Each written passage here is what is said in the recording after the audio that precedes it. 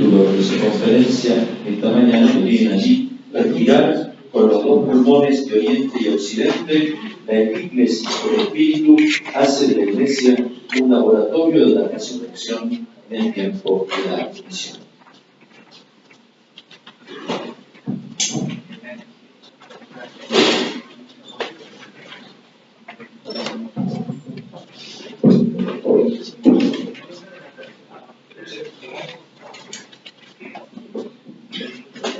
Muy buenos días. Tengo que comenzar con dos expresiones. La primera, de gratitud. Gratitud a la Sociedad Argentina de Teología, a José Carlos, que contactó conmigo y que me permitió hacer el primer viaje saltando el charco, ¿no? Porque la primera vez que salgo de España para este lado del mundo. Y el segundo sentimiento, una expresión de perdón. De perdón, ¿por qué? Si todavía no he comenzado. Precisamente por eso. Yo pienso que ser teólogo y hablar en nombre de la teología no se puede hacer de otra manera que pidiendo perdón. Porque al hablar, hablamos sobre el misterio. El misterio nos deporta siempre. Y el acto teológico siempre supera las capacidades, las fuerzas y también las competencias del que lo ejerce. Quiero comenzar precisamente en este sentido leyendo las palabras con las que el teólogo ortodoxo ruso, especialista en el Espíritu Santo, Sergio Bulgakov, comienza el prefacio a su libro sobre el Paráclito. Dice así: un libro sobre el Paráclito. Muchas cosas tendría que decir un teólogo, importantes y necesarias, olvidadas y desconocidas. Y sin embargo, toda palabra sobre el Espíritu resulta pobre y acaba en letra muerta si le falta el aliento del Espíritu mismo, de sus inspiraciones inexpresables y sus oráculos proféticos. No se puede hablar sobre el Espíritu Santo más que en la misma inspiración del Espíritu Santo. Por eso comienzo pidiendo perdón. Sigue él: la creación invoca, ora al Espíritu, ven, establece en nosotros tu morada. Es la oración con la que quiero comenzar la conferencia, que la tenéis. Sí. Oración muy querida en el Oriente cristiano bizantino y que nuestros hermanos orientales, católicos y ortodoxos, rezan en toda ocasión, al comienzo de cada liturgia, en la oración de la mañana, un poco para ver cómo la presencia del Espíritu Santo es constante en toda la vida cristiana de hoy. La rezo y os podéis unir a ella en silencio. Rey celeste, Paráclito, Espíritu de la verdad, tú que estás en todas partes y todo lo llenas, tesoro de bienes y dador de vida, ven y establece en nosotros tu morada, purifícanos de toda mancha y salva nuestras almas, tú que eres bondad.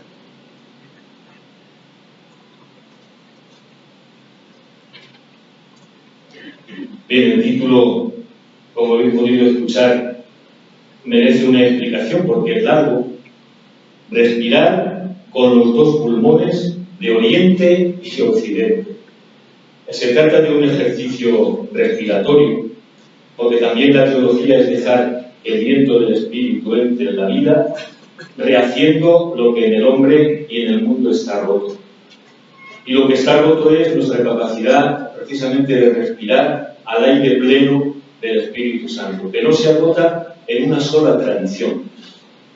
Respirar con un solo pulmón significa vivir solo de la tradición oriental o occidental, en nuestro caso occidental, y ese esfuerzo de volver a respirar no es fácil, porque significa abrirse a el otro mundo que no conocemos, en este caso el Oriente, y reconocer su cualidad cristiana y lo mucho que nos puede aportar. Cuando estudiamos el Oriente cristiano hay un gran peligro, y es que de pronto descubrimos un horizonte fascinante y queremos hacernos también nosotros orientales. Y eso no es respirar con los dos pulmones. Tenemos que conocer al Oriente cristiano para conocernos mejor a nosotros mismos. Ese es el objetivo, de mirar a nuestros hermanos cristianos de otra tradición. Conocer y valorar la tradición que nos ha engendrado a nosotros para poder juntos caminar en el Espíritu, que es solamente uno. La epíclesis del Espíritu hace de la Iglesia un laboratorio de la resurrección. Esto no lo explico porque es el contenido de la conferencia y lo veremos al final, así como tampoco voy a definir del todo, no es bueno definir al principio, sino ir caminando qué significa esto de Oriente y Occidente. Lo vamos a ver al final, creo que con alguna sorpresa, que puede ser interesante.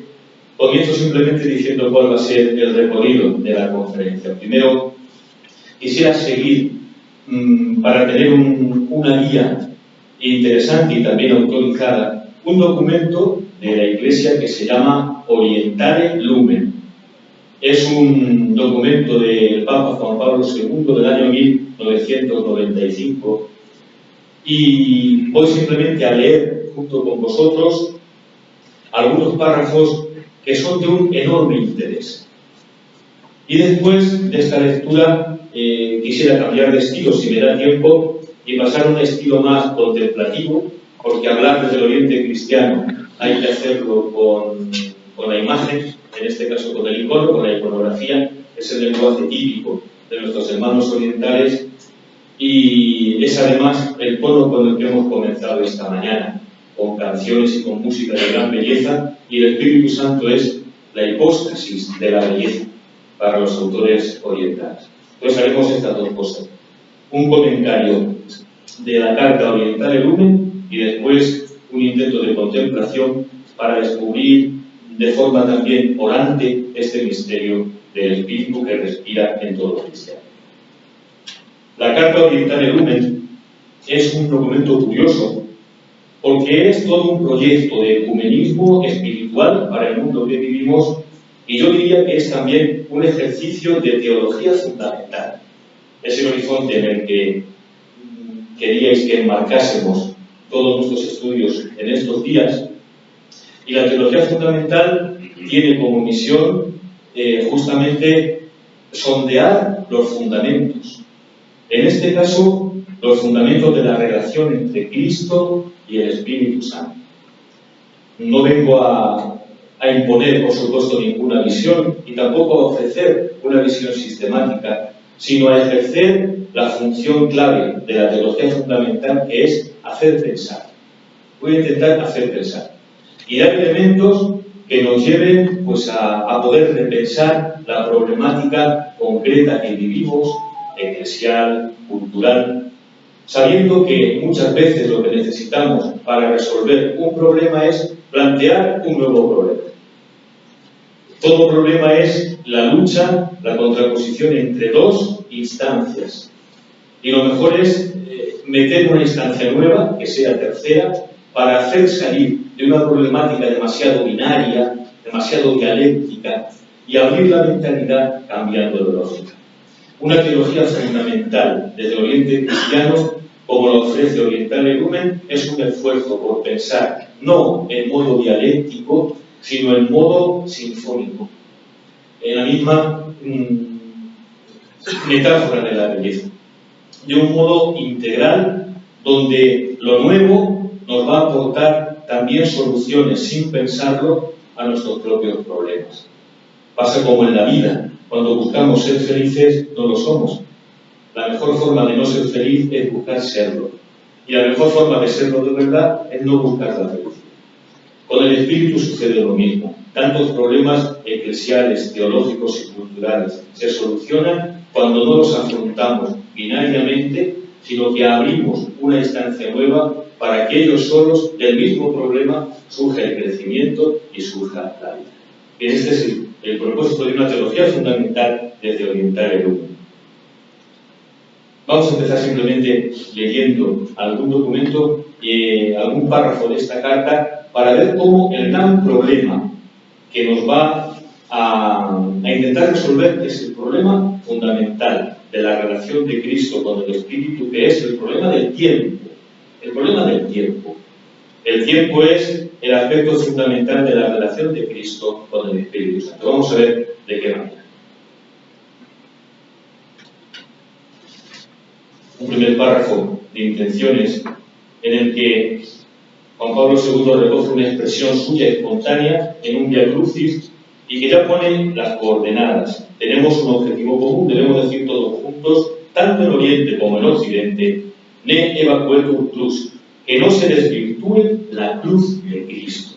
Interesante, porque si se desvirtúa la cruz de Cristo, el hombre pierde sus raíces y perspectivas, queda destruido. Esta frase es muy importante para toda antropología cristiana y para toda visión del hombre y de la actualidad en el espíritu. Si el hombre pierde la cruz, pierde las raíces y por tanto el futuro.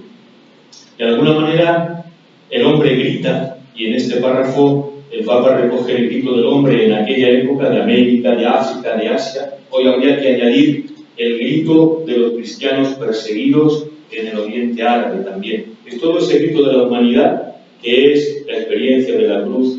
Puede descubrirnos un horizonte.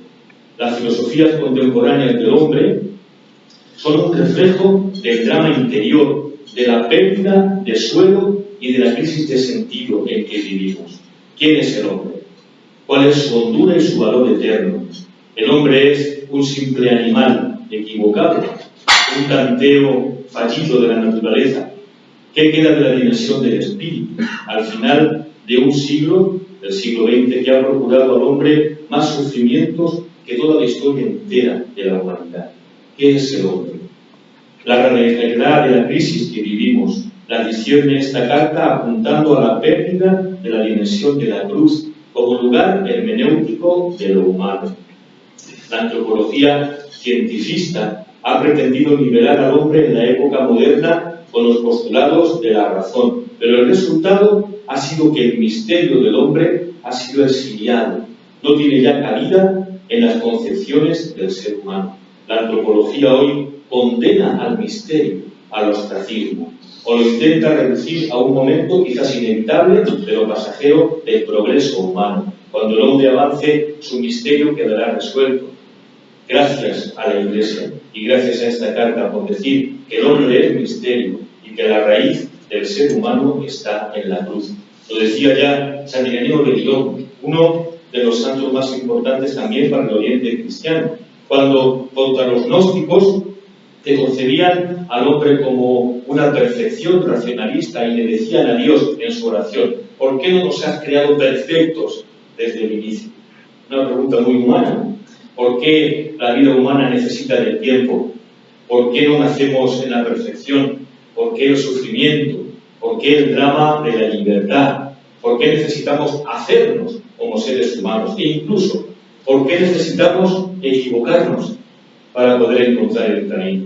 ¿O por qué existe el pecado, la ambigüedad, la contradicción en la vida? Ireneo responde así: el conocimiento de ambas cosas, del bien y del mal, que el hombre tiene que aprender, es a fin de que el ser humano pueda elegir lo mejor con discernimiento. Si alguno rehuyese conocer ambos extremos y el doble sentido al que se dirigen los pensamientos de modo inconsciente, estaría matando en sí mismo a su ser humano. Ah, qué interesante, ¿veis? Si quisiéramos una vida en la que el mal se combatiese automáticamente, en el que la ambigüedad de las cosas se resolviese como resolvemos un problema con un botón en la técnica, es decir, si apartásemos la cruz del corazón humano y de la historia, estaríamos matando al ser humano. Creo que es importante esta afirmación.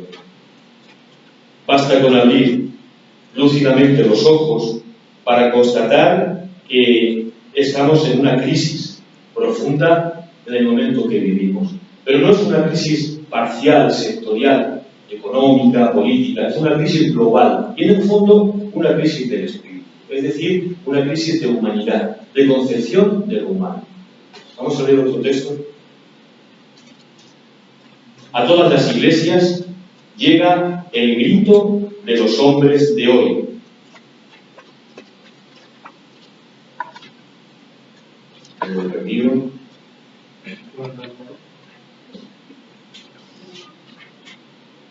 A todas las iglesias llega el grito de los hombres de hoy.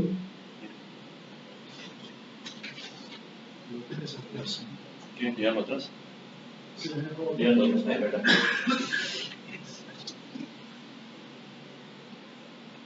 Que quieren encontrar un sentido a su vida. Nosotros percibimos en este grito, nosotros es la iglesia, fijaos, nosotros percibimos en el grito del hombre que busca clamando por sentido una invocación. Es un acto de fe en el Espíritu, lo que esta carta hace. ¿Podéis ver en el grito humano, que a veces es incluso un grito antieclesial, un grito contra nosotros, a veces con razón? Y sin embargo vemos en ese grito una invocación, una oración muda. El grito, la invocación de quien busca al Padre olvidado y perdido. Las mujeres y los hombres de hoy nos piden que les mostremos a Cristo, que conoce al Padre y nos lo ha revelado. El fondo de la crisis que vivimos es una crisis de paternidad. Todos lo sabemos, que significa muchas cosas. La orfandad en la que se encuentra hoy el ser humano hace que también los maestros de nuestra generación sean maestros que no pueden engendrar a la vida. Qué difícil es hoy transmitir las cosas a la gente joven, a la generación joven. ¿Veis? Crisis de paternidad significa una crisis de transmisión. Y en el caso de los maestros de esta generación, que es la nuestra, podríamos decir que nuestros maestros son náufragos. Los que hoy educan socialmente al ser humano en todos los continentes son hijos de náufragos. Los filósofos que han pensado al hombre a partir del siglo XX son filósofos que condenan al ser humano a tener un solo horizonte, el horizonte de la muerte, hasta el punto que hemos pensado que eso es la verdad. El hombre es un ser para la muerte y después ya lo vemos. Pero si el fundamento de nuestra concepción humana es que el hombre es un ser para la muerte, un mero animal que ha tenido suerte, ¿de qué sirve entonces transmitir la vida? La filosofía transmite solamente desesperanza.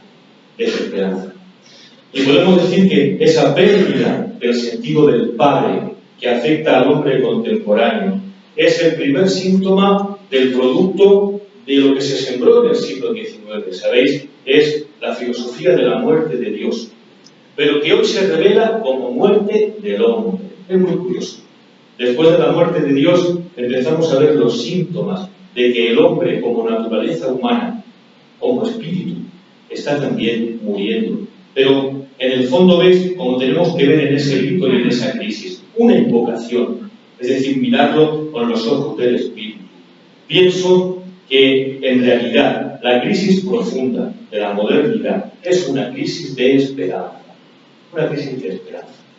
Lo dice un autor francés, sacerdote de París, Yves Lacoste, que piensa que el hombre dejó en un momento concreto de creer en Dios, ¿ves? Es la crisis del ateísmo, porque antes había dejado de esperar en Dios. La crisis comienza como una crisis de la esperanza teologal, cuando el hombre no sabe ya descubrir en el espíritu las palabras para poder invocar al Padre. Entonces comienza este proceso profundo de crisis. No debe extrañarnos el hecho de que también la Iglesia se encuentre en un estado de crisis. Pues seríamos no personas terrestres, sino estuviésemos osmóticamente abiertos a lo que la cultura vive. A veces también podríamos decir al revés, el mundo está en crisis porque somos nosotros los que estamos en crisis. Lo cual es también, fijaos, un motivo de esperanza grande. ¿Por qué? Porque si solucionamos la crisis interior de nuestra fe, la crisis del hombre también se solucionará. El problema está en nosotros. Es en la raíz cristiana, donde tenemos que abrirnos a esta nueva dimensión del espíritu. Y por eso el espíritu urge en estos tiempos un hondo discernimiento espiritual. Lo que la Iglesia aporta a la humanidad en el desarrollo de su misión entre los pueblos, tiempos y culturas. Desde el primer envío misionero que los apóstoles recibieron de Jesús hasta la venida gloriosa de nuestro Señor, no es otra cosa que una crisis permanente de la historia humana. ¿Veis? No tenemos que asustarnos por la crisis, porque esta palabra significa dos cosas. Primero, la enfermedad propia de quien está creciendo, ¿veis? Todo se hunde porque tiene que renacer. Y segundo, significa juicio. Es decir, es el mismo Espíritu quien pone en crisis a la Iglesia y al mundo, porque el mundo tiene que crecer desde la dimensión del Espíritu Santo. Toda crisis es muy difícil. Y sin embargo, quizá estemos por primera vez en la historia en una crisis auténticamente cristiana.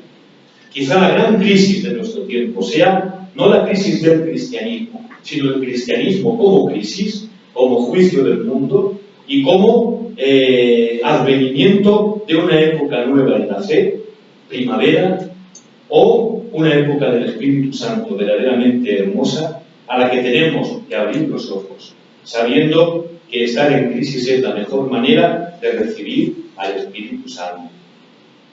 El cambio de coordenadas que vivimos es abismal y por eso plantea retos apasionantes. Sobre todo se trata de abandonar el modelo de la Iglesia como lo hemos vivido hasta ahora desde Constantino, como un organismo paraimperial o paraestatal. Hemos sido una iglesia de funcionarios del imperio o de funcionarios del Estado. Gracias a Dios, eso se acaba. Comenzamos a ser una iglesia en la libertad. No somos funcionarios de nadie. Solamente voz del Espíritu Santo, del Señor y del Evangelio en el mundo. Hemos tenido un alto reconocimiento social, pero la fe ha corrido el riesgo de convertirse en una moral pública. Y la fe no es una moral pública, es otra cosa. O en un sistema abstracto de valores intelectuales que también caen. Es decir, en una ideología con la que acabamos repitiendo la mentalidad y el modo de obrar de las estructuras del mundo, perdiendo todo el valor evangélico y la sal de nuestro propio ser sacramental y pascual. ¿Veis? Esta es la crisis que está debajo de esa búsqueda de Dios Padre de los hombres de hoy.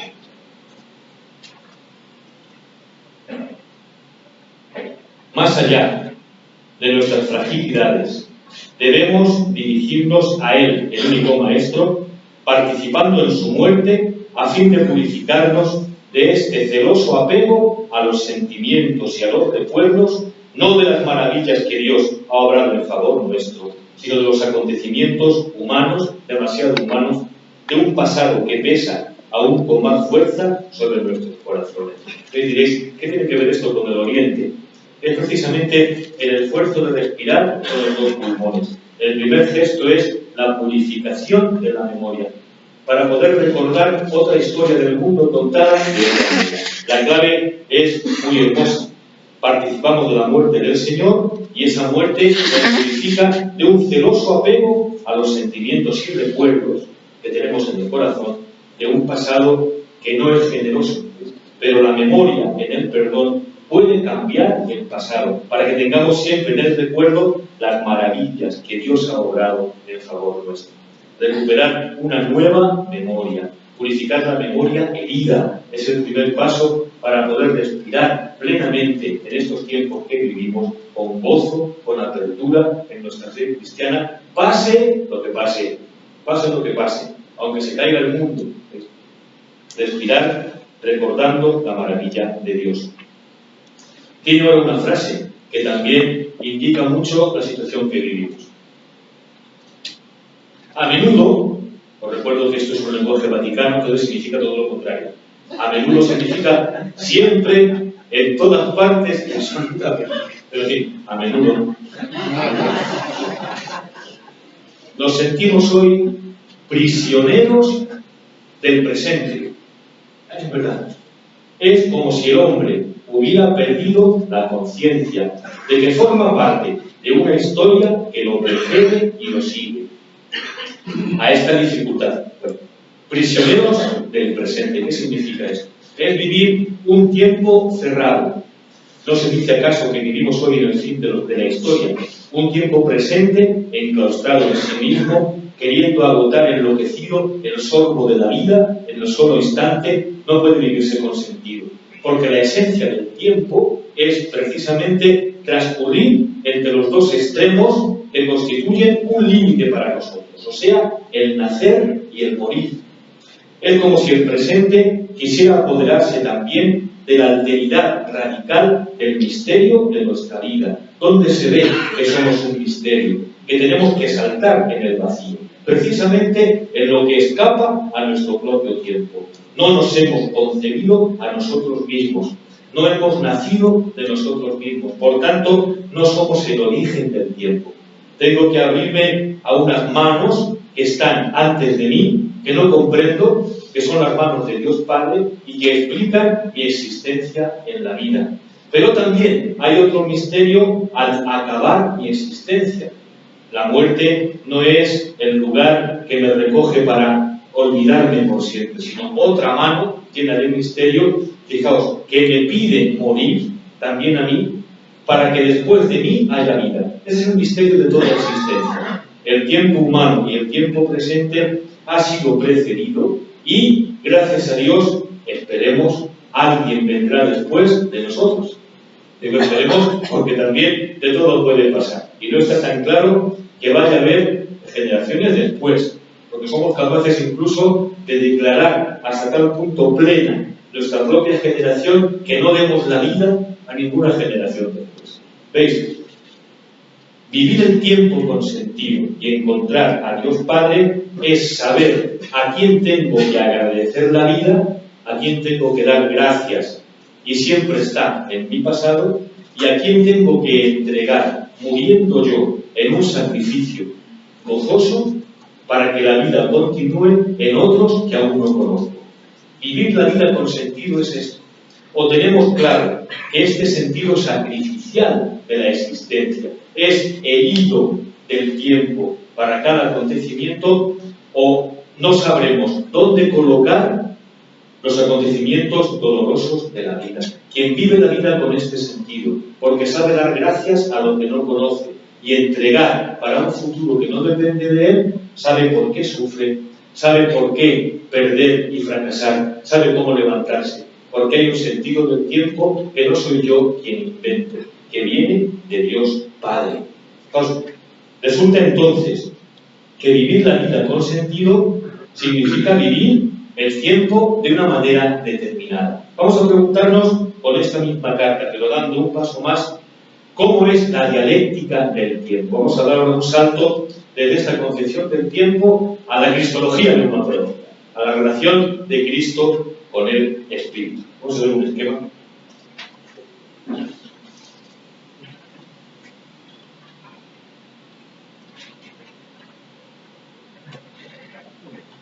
En que el hecho de el tiempo sea un misterio lo repite muchas veces el Papa Francisco. Quizá ahora empezamos a comprender por qué, pues yo nunca lo entendí cuando decía que la frase la tengo aquí. Un primer principio para avanzar en la cultura del pueblo: el tiempo es superior al espacio. Lo he comprendido ahora viendo esta carta oriental unificada. Para sondear el misterio del tiempo hemos dibujado dos coordenadas. La coordenada vertical, de abajo arriba o arriba a abajo, le vamos a llamar el tiempo diacrónico. Es el tiempo que sucede año tras año, la historia que se remonta en nuestra memoria hasta un punto concreto, la humanidad entera también tiene ese recuerdo, pero hay un momento en el que se corta nuestra memoria porque no sabemos qué había detrás, y hacia el futuro, en una línea que sube, tampoco sabemos cuál va a ser el culmen de esa línea temporal. Y otro tiempo horizontal, que es el tiempo diacrónico, que es nuestro tiempo, en este caso 2018, en un lugar concreto, nuestra generación, con los límites en el pasado y en el futuro. Tiempo diacrónico sería el tiempo considerado en su discurrir a través de las generaciones humanas antes y después del tiempo sincrónico, que es el tiempo real de nuestra generación y nuestro presente personal. Pues bien, del tiempo diacrónico sabemos por la historia, por los relatos que nos han hecho, por los archivos, y adivinamos que tendrá una continuación sin nosotros. Después de nuestro tiempo sincrónico habrá otro tiempo distinto en el que no estaremos ya. Ambos tiempos contienen multitud de enigmas, aunque cada uno de ellos los plantea de un modo diverso, si bien entrecruzado. Este cruce del tiempo es el que plantea el problema fundamental de la vida. Y digo incluso, el equilibrio entre los dos ejes del tiempo es el que va a hacer que tengamos una teología sana. Y el desequilibrio para cada uno de los dos ejes del tiempo va a dar lugar a muchos equívocos y problemas, traumas en nuestra forma de ver la relación de Cristo con el Espíritu Santo. El tiempo sincrónico, al ser un tiempo presente, está coloreado por los enigmas, cuestiones, deseos y perspectivas del corazón viviente. Es el tiempo que late en el corazón de cada persona, el que se expresa en nuestros cantos, en nuestras poesías, en nuestros sueños, aquello que nos comunicamos cuando hablamos unos con otros. Es el tiempo, dirémoslo así, en el que predomina la dimensión del neuma, el espíritu, no aún en un sentido teológico, porque sabéis que la teología, cuando habla de Dios, Dios es Padre, Hijo, Espíritu, utiliza imágenes. Y conviene que sepamos bien cuál es el fondo de cada imagen para comprender bien cuál es el lenguaje teológico, porque si no, proyectaríamos nuestra concepción de las cosas al hablar de Dios. Si en Dios hay un neuma y le llamamos espíritu, eso viene de la imagen del soplo. Es ya el soplo creador con el que Dios nos llama a la vida al principio en el Génesis. Ese tiempo presente está lleno de neuma, es decir, de una aspiración a una plenitud, aspiración que sabemos que no se cumple, porque el presente no puede cumplir la aspiración profunda del corazón humano. Nos sabemos recibidos, pero ¿de quién y para quién? Al final, el tiempo de nuestro neuma arribará a un final, pero no sabemos tampoco qué habrá ahí. Es un tiempo de pura inspiración, aspiración. Tenemos anhelos y alguna noticia, pero es un tiempo que está interrumpido por el nacimiento y por el enigma de la muerte. Los anhelos del tiempo presente. Seremos capaces de pasar a la próxima generación, de transmitir alguna cosa importante que hayamos mejorado de lo que nosotros hemos recibido. La muerte de los individuos que componen nuestra generación nos planteará también problemas irresolubles. ¿Por qué la existencia parece cortada y siempre amenazada?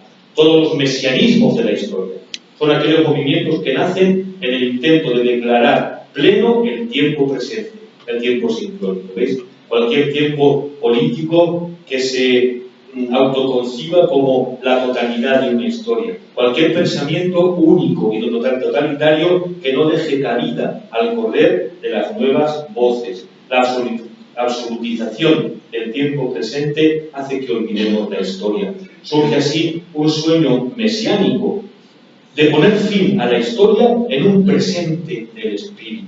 Es la huida del tiempo histórico para llenar los agujeros históricos de nuestro tiempo con una experiencia cósmica, englobante, New Age, es la gnosis, la plenitud del espíritu fuera de la historia.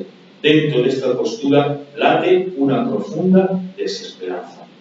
El tiempo presente aún no es un tiempo salvado del todo, se ha comenzado a salvar. El tiempo sincrónico no puede resolver los misterios lacerantes en esta mera dimensión del neuma y del presente. Son pena de quedar encerrado en un callejón sin salida. Nos hace falta la otra dimensión, es la dimensión del tiempo diacrónico, que sería la dimensión del logos. ¿Veis? Un tiempo objetivo, la razón que hila toda la historia, que intenta explicar nuestro origen y que intenta dar un relato con sentido a nuestra existencia, pero que también es un peligro si se absolutiza.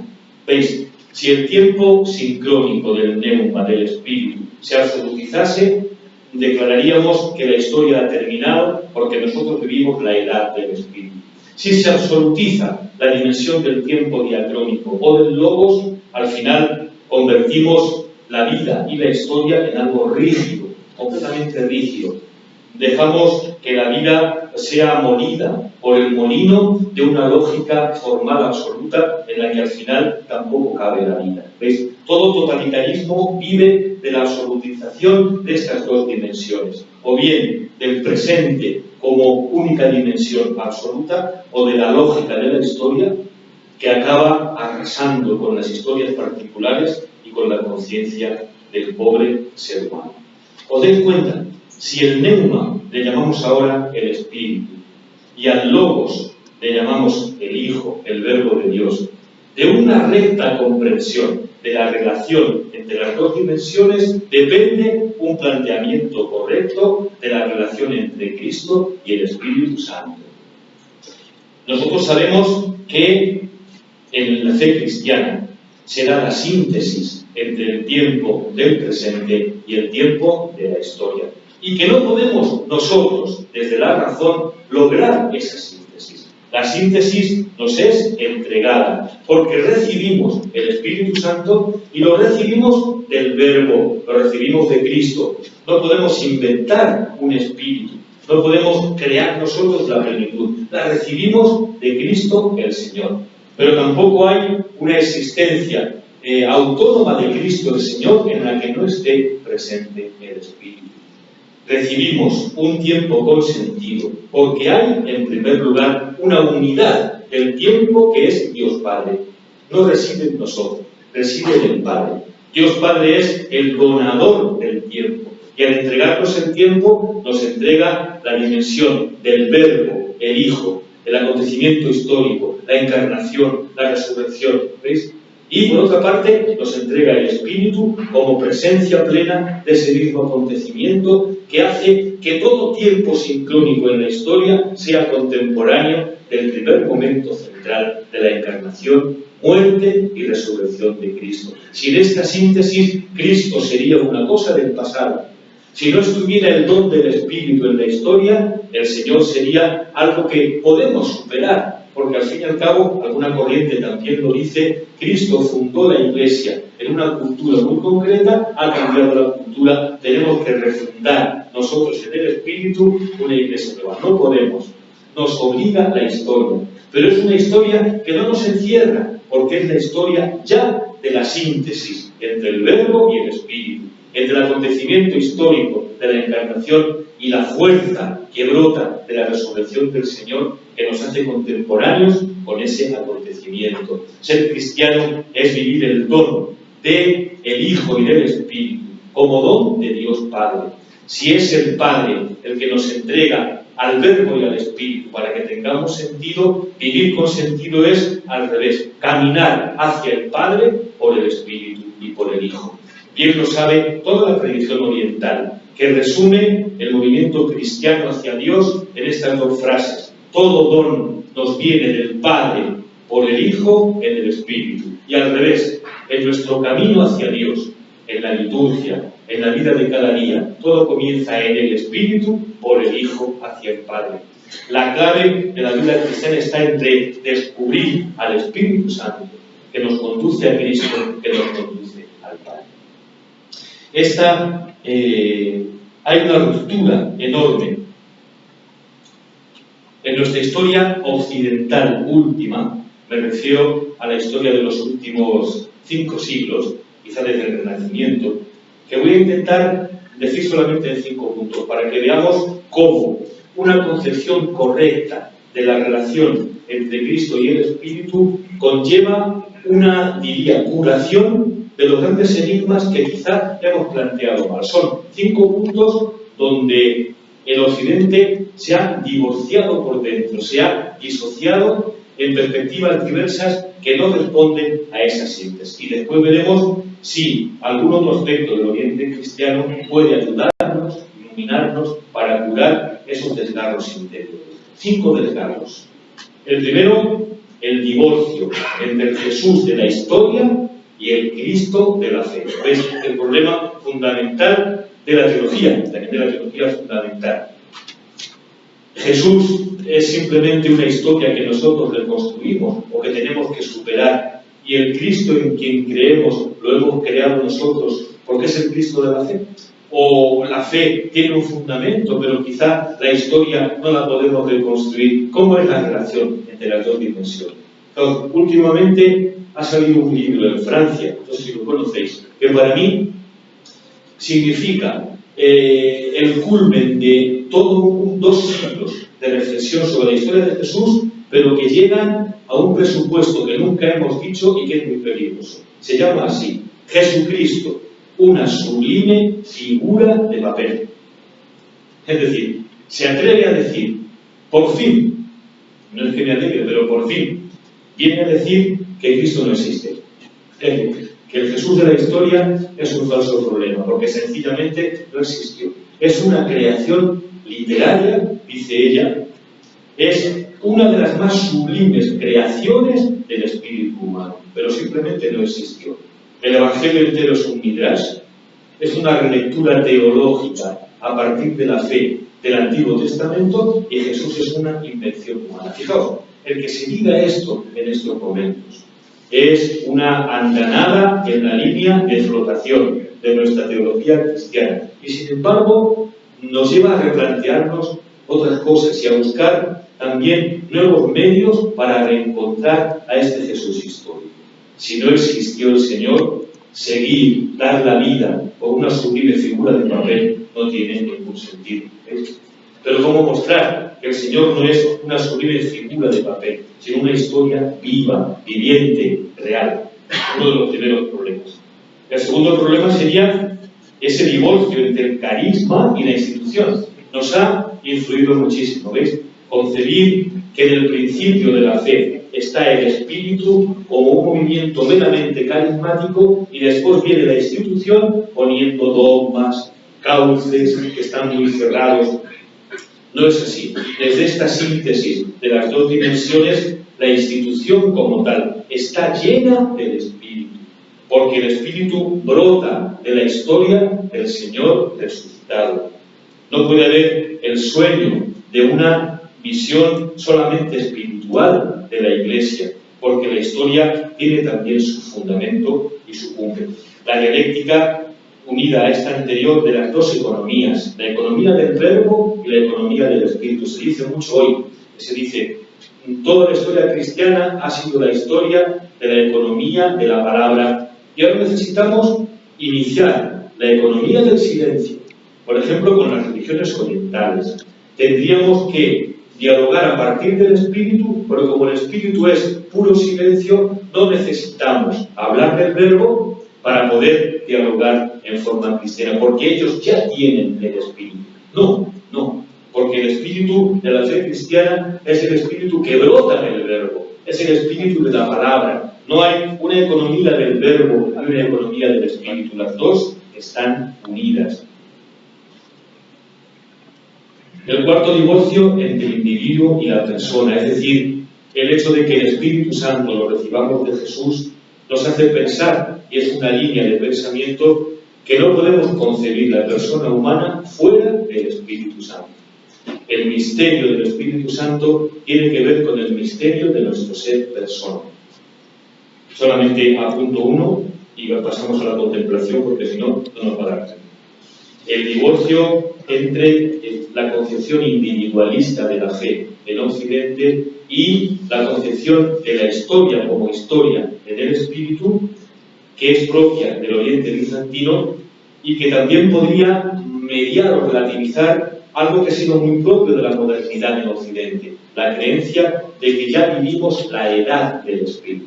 Eso viene del monje calabrés Joaquín de Fiore, en el siglo XII, en la Edad Media, que concebía esto. La edad del Antiguo Testamento es la edad del Padre, ya ha sido superada.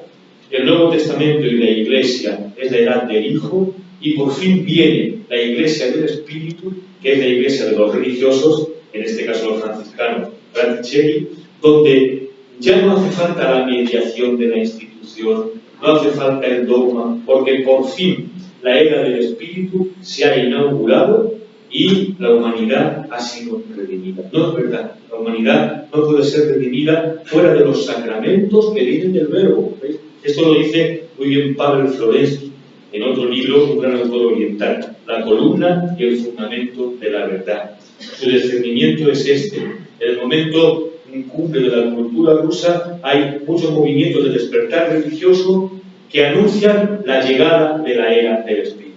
Y su discernimiento es, algo de razón tienen. ¿Por qué? Porque el Espíritu siempre es eterna novedad y mueve algo nuevo en el corazón de cada generación. Pero todo lo que suceda de novedad sucederá en el seno de la Iglesia y nunca al margen de la Iglesia. ¿Por qué? Precisamente porque es la Iglesia fundada en Cristo que derrama el Espíritu Santo. Las dos dimensiones no se pueden separar, no es fácil unirlas, y es todo el esfuerzo de la cristología neumatológica. Vamos a ver lo mismo, pero con imágenes. Entonces, quizá descanso yo un minuto, tomo un poco de agua.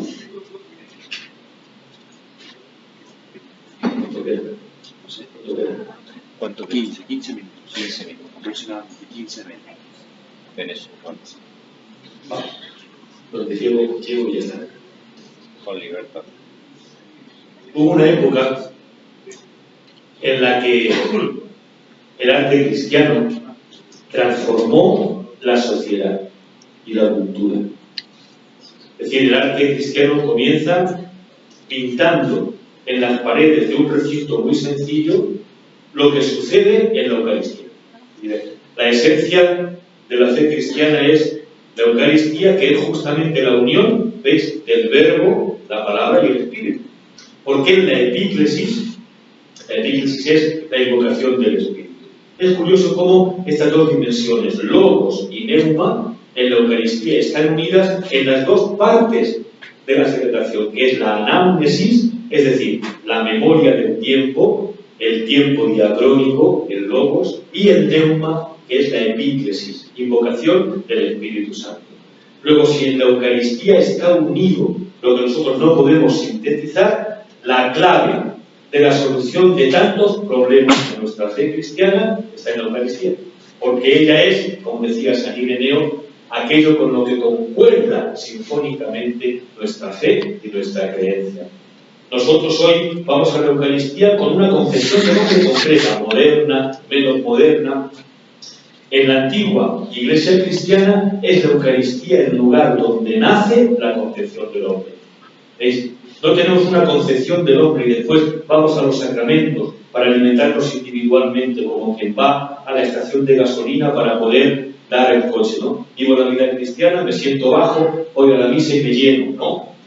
No somos primero seres humanos y después vamos a los sacramentos. Los sacramentos nos hacen seres humanos. La Eucaristía es el lugar de la concepción del ser humano. ¿Veis? Y esto se vive así en esta primera época. El arte comienza a reflejar muchas cosas interesantes, y es que lo que se celebra en la Eucaristía, que es invisible, se refleja en la pared de un modo visible, cada vez con mayor belleza. Seguimos. ¿Veis? La catacumba al principio con simples trazos. ¿Sí? Alegría, es alegría lo que se ve. A este respecto, es muy curioso, podemos pensar, y cómo el cristianismo, que en los primeros tiempos presenta esta síntesis tan dura de la historia, es un cristianismo que atrae a tantísimas personas. Y es por esto, porque la gente ve en la comunidad cristiana, tiene la experiencia, yo lo diría así, de que donde hay una comunidad cristiana, hay un espacio en el que se ha superado la muerte. Es curioso. Entonces la gente entra a raudales a pedir el bautismo, porque se vive, a lo mejor sin saber decirlo, que en el seno de la comunidad cristiana, de los bautizados, la muerte, de alguna forma misteriosa, ha sido superada. Es decir, el tiempo se vive con sentido. Y se expresa así en el arte. ¿Sí? ¿Veis? Es lo mismo, pero más bonito. ¿Veis?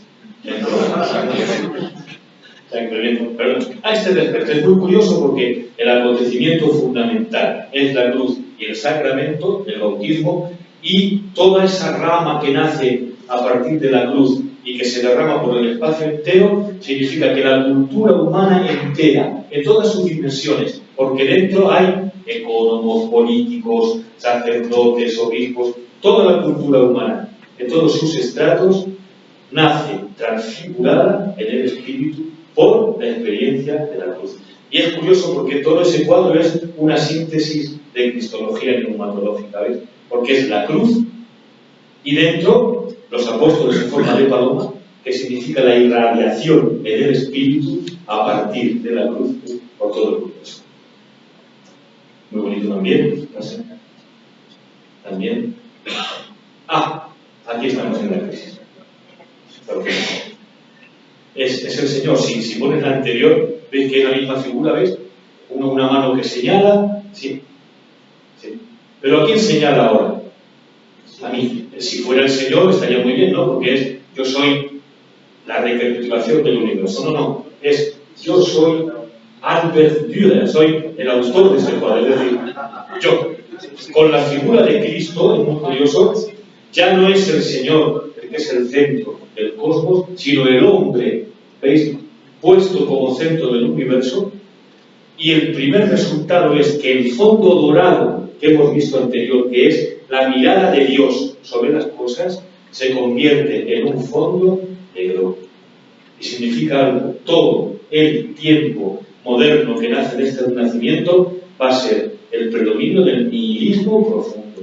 El hombre entero se basa en la nada. No hay otro fondo que la nada. Por eso, el intento de señalar al propio yo es la declaración de que el fundamento último de todo ha caído. Yo soy el inventor de la vida. ¿Dónde acabará esta postura? En la muerte total. ¿Veis? Aquí es al revés. Si en lo que vimos anteriormente es el sacramento cristiano el que configura la sociedad y la ciudad, aquí es la razón humana perfectamente paralela, ¿ves? Paralela de forma geométrica, la que intenta dar forma a lo cristiano. Lo cristiano va a estar encerrado desde la época moderna hasta hoy en las normas del mundo, las formas de vida de la cultura, la racionalidad estricta de la geometría humana. ¿Veis? Y es tremendo porque vamos a sufrir mucho. ¿Sabéis por qué? Porque lo que este arte significa es que la perfección es racional, es geométrica, y la fe significa poner un modelo para que cada uno lo imite y sea perfecto a imagen de un modelo ideal, que nadie puede imitar, porque los modelos están hechos para que no sirvan para nadie. ¿Ves? Sirven para todos, pero no para nadie. Un autor oriental, neumatólogo, que se llamaba Nicolai Berdiaev, tiene unas frases preciosas. Dice: lo cristiano como tal, ejemplificado en el arte, pero puede ser cualquier dimensión cristiana, la espiritualidad, la vida cristiana, no es algo perfecto. Mejor, no puede ser algo perfecto. También esto nos da mucho consuelo. Lo cristiano no es perfecto racionalmente. ¿Por qué? Porque lo cristiano es simbólico. Es la unión entre dos mundos y dos dimensiones que son heterogéneas, el calcedonia, la humanidad y la divinidad. Y para que sean compatibles, la humanidad, tiene que hacerse transparente a lo divino. Hacerse transparente significa hundirse y dejar de ser yo para transparentar al otro. Es un arte simbólico. Lo cristiano no es perfecto. ¿Por qué? Porque la perfección de lo cristiano no es la perfección griega de una imagen proyectada idealmente. La proyección cristiana, la perfección cristiana, es la perfección de la vida. De la vida. Es la realidad la que tiene que llegar a ser perfecta. Pero como decimos que la realidad no es perfecta, es cierto, basta con que abramos los ojos, ¿no? Pero la realidad, la historia, la Iglesia, tienen que llegar a la perfección si se dejan transformar por el Espíritu. Es el Espíritu de la belleza el que tiene que transformar la realidad en perfecta. Porque nosotros, con nuestros propios medios, simplemente proyectaríamos una idea de perfección que acabaría destruyéndonos. ¿Veis? Porque el modelo perfecto acaba ahuyentando al Espíritu Santo. El Espíritu, que es vida, transforma la vida. Y es en la vida donde tiene que nacer la perfección. Y donde se nos regala y se nos entrega. Un último cuadro, vamos a ver algo relativo a Argentina, para decir algo para eso que digo. Tienes que ir al final de todo. No, espera, continúa un poco, no me da tiempo. Pasa. No sé si me queda tiempo comento esto, pero no. Más, allá. Más. Yo he traído conferencias para 3 horas o para 3 horas. Seminario completo. Tenía miedo de quedarte sin palabras.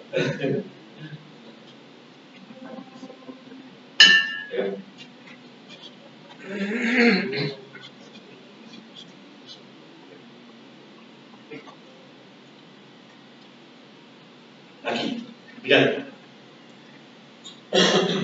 Es lo último que quería decir, lo del laboratorio de la resurrección. Y si miramos este mapa, vemos el Imperio Romano antiguo, y si descubrimos cualquier Biblia, hacerle con la experiencia, vais a ver que con la imagen que tenemos de cómo surgió el primer cristianismo y cómo fue la primera evangelización. ¿Veis? En realidad están todos los lugares de las cartas de Pablo, Roma en el centro, Europa y el mundo griego. Sondeando profundamente las cosas, descubrimos que esto no fue así, porque el mandato misionero es ir a todas las partes, también trascendiendo fronteras, ¿veis?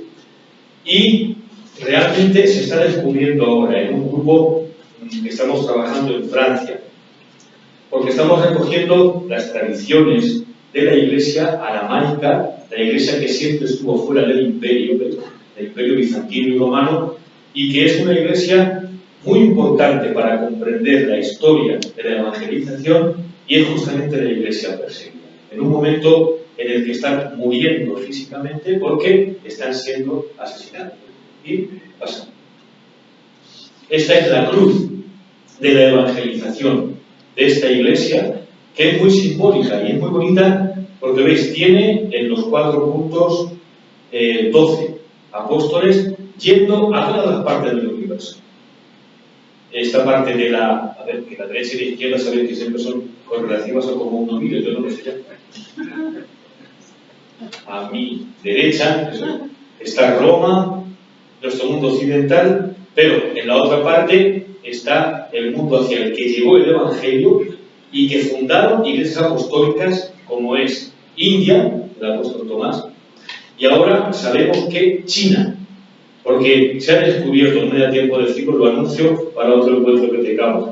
Hemos descubierto que el apóstol Tomás llega a China, se han descubierto unos relieves muy importantes que se interpretaban como fundación del budismo, pero se sabe que no pueden ser símbolos budistas, en el año 65, muy pronto, ¿ves? Y con una imagen muy bonita. Entonces, y en esta imagen de que es la iglesia, norte y sur, a África también llega al centro, hay un aspecto muy interesante de la primera evangelización, y es que tienen resuelto el problema del centro y la periferia. Resuelto. Es decir, esto es el oriente, ¿no? Entonces, lo podemos asumir o no lo podemos asumir. Pero fijaos, no hay periferia, serían los 12 puntos de la expansión de la iglesia apostólica al universo entero si no hay un centro. Porque la periferia se define necesariamente a partir de un centro. Y al revés, un centro de una periferia. Pero fijaos, el centro no es la institución, ¿ves?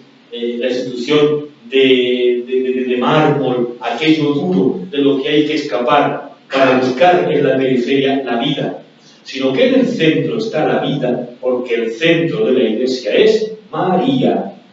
O sea, es una persona. Es muy curioso. Es la síntesis viviente entre el verbo y el espíritu. La cristología neumatológica vivida, porque ella es la que vive en el espíritu y concibe el verbo.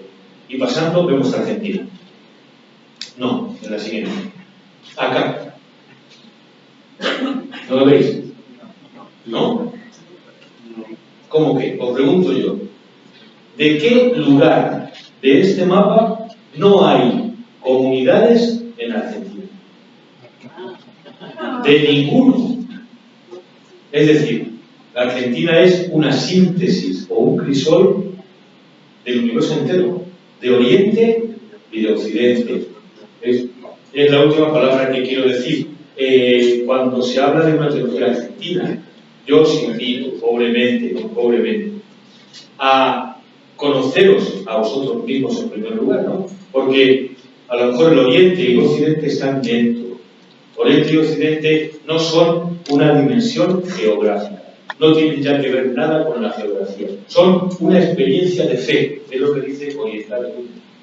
Y quizá haya retos teológicos en Argentina, como primero conocer a fondo la tradición que ya está viva e implantada a muchas generaciones del Oriente entre vosotros y del Oriente católico, recuperar una plena catolicidad y reinventar con la fuerza del Espíritu una antropología auténticamente espiritual y crear una memoria espiritual propia.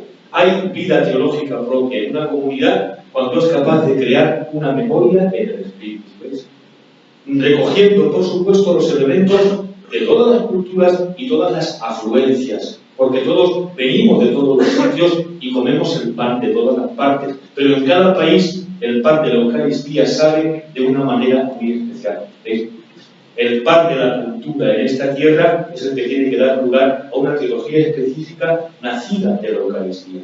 El camino es enorme, apasionante, y por eso es un camino de esperanza. Si creemos en el Espíritu, creemos en la esperanza.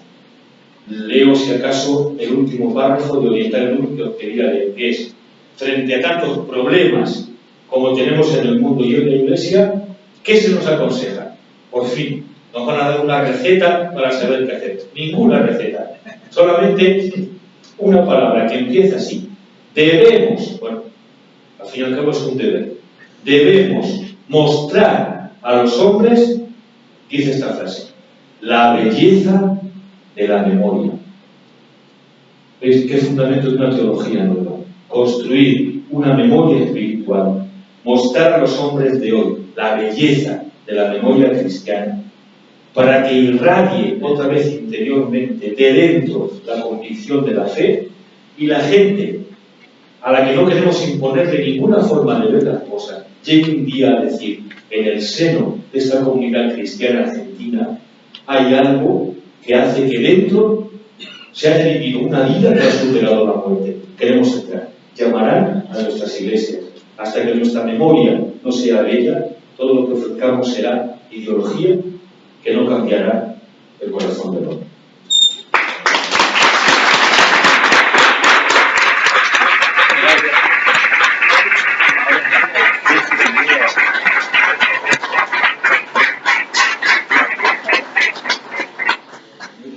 Muchas gracias por la pasión y la belleza que nos han hecho compartir. Bien, como empezamos con el retardo, mantenemos esto. Vamos ahora al bar, hay que bajar por las escaleras y tenemos una pausa de media hora.